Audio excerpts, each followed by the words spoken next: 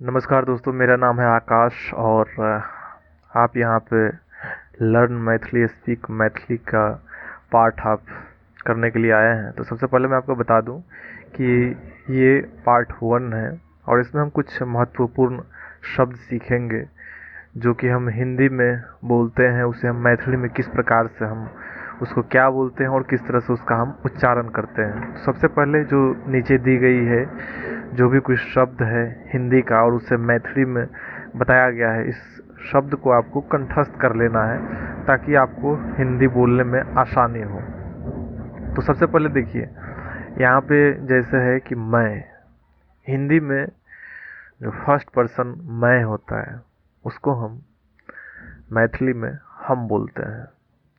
आपने अक्सर सुना होगा, आपने बिहारी भाषा अगर सुना होगा तो उसमें आप देखते होंगे कि जहाँ पे मैं बोलना रहता है वहाँ पे जो भी बिहार से होते हैं वो हम का इस्तेमाल करते हैं।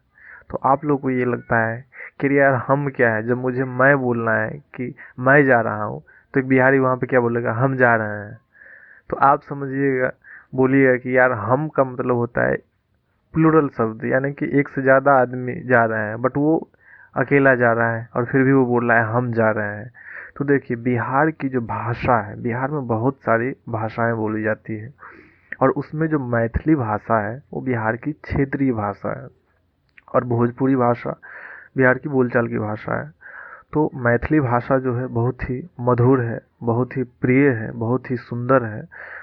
तो मैथिली भाषा का बहुत सारा शब्द है जो बिहार में जो बोला जाता है अक्सर उसका इस्तेमाल किया जाता है। और यहाँ पे वही चीज़ है कि मैं को मैथिली भाषा में हम बोला जाता है, हम।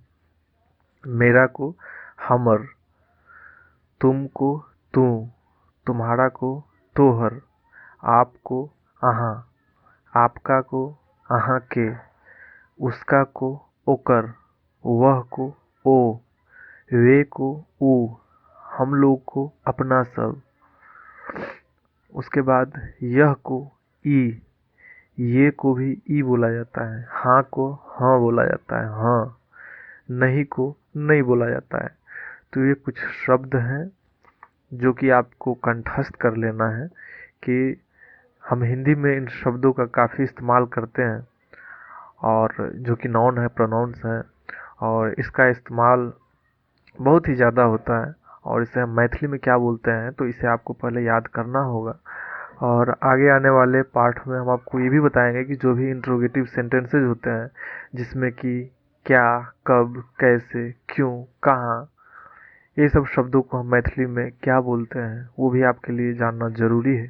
क्योंकि जाहिर सी बात है कि जब हम हिंदी में हम इंट्रोगेटिव सेंटेंस अगर बोलते हैं तो वो मैथिली में भी बोलते हैं, इंग्लिश में भी बोलते हैं, हर लैंग्वेज में बोलते हैं। तो सबसे पहले जो बेस है वो यही है कि आपको शब्द की जानकारी होनी चाहिए। सबसे ज़रूरी है शब्द। देखिए, मैथिली कोई ज़्यादा कठिन भाषा भी नहीं है और बहुत ही ज़्यादा आसान भाषा भी नहीं है, ठीक है।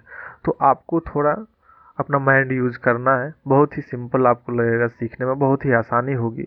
अगर आप हिंदी जानते हैं तो आपके लिए बहुत ही आसान है, क्योंकि मैथिली बिहार का हमारा, देखिए हमारे जो नॉर्थ इंडियन है, नॉर्थ इंडिया और साउथ इंडिया दोनों अलग हो गया, ठीक है। नॉर्थ इंडिया में हिंदी बोला जाता है और साउथ इंडिया में बोला जाता है कन्नड़, बोला जाता है तेलुगु, बोला जाता है तमिल, बोला जाता है मलयालम, बोला जाता है। तो उधर की भाषा एक अलग भाषा होती है। अगर आप उधर की साउथ में अगर आप रह रहे हैं, अगर आप एक भी लैंग्वेज जानते हैं, तमिल जानते हैं या कन्नड़ जानते हैं या तेलुगु जानते हैं, तो फिर आपको एक भी लैंग्वेज जानते हैं तो आपको बाकी भाषा को आप भले ही बोल ना पाए लेकिन आप समझ सकते हैं। उसी तरह से अपने नॉर्थ इंडिया में क्या है, बहुत सारी भाषाएं हैं, पंजाबी भाषा है और बंगाली भाषा है, हिंदी भाषा है, ठीक है। तो बहुत सारी भाषाएं हैं। तो और हर भाषा जो है वो हिंदी से इंटरकनेक्टेड होता है।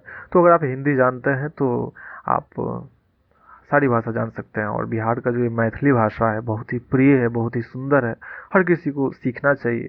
और ख़ास करके उनको जो मैथिली, जो मिथिला की धरती पे जन्म लिए हैं परंतु अपने घर से अलग रहते हैं, दूर रहते हैं, और उन्हें मैथिली सीखने, वो मतलब बोल नहीं पाते हैं, हिंदी बोल लेते हैं, इंग्लिश बोल लेते हैं, पर वो मैथिली से ही वो अपरिचित रह जाते हैं। तो इसलिए यही मेरा उद्देश्य था कि हर कोई मैथिली को सीख सके, बोल सके।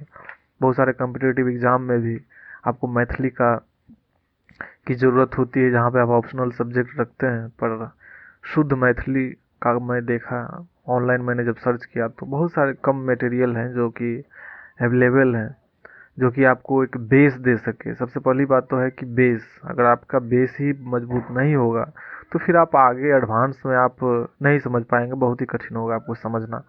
और अगर आपका बेस मजबूत होगा तो समझने में भी आपको आसानी होगी और आगे आपको पढ़ने में भी मज़ा आएगा। तो इसलिए मेरा जो उद्देश्य है कि मैथिली का बेस मजबूत करना, तो सबसे पहले यही चीज़ आती है कि आपको वर्ड्स मीनिंग, आप हिंदी में जिन शब्दों को बोलते हैं उनका अर्थ आप मैथिली में भी जानें, और वो आवश्यक है। ठीक है, तो आज के लिए इतना ही, और अगले लेसन में फिर हम अगले पार्ट में हम आगे की बात करेंगे। तो इससे आप कंठस्थ कर लीजिएगा, ध्यान कर लीजिएगा, जो कि आपको बहुत ही काम आने वाला है। तो आज के लिए बस इतना है। शुक्रिया, थैंक यू, धन्यवाद।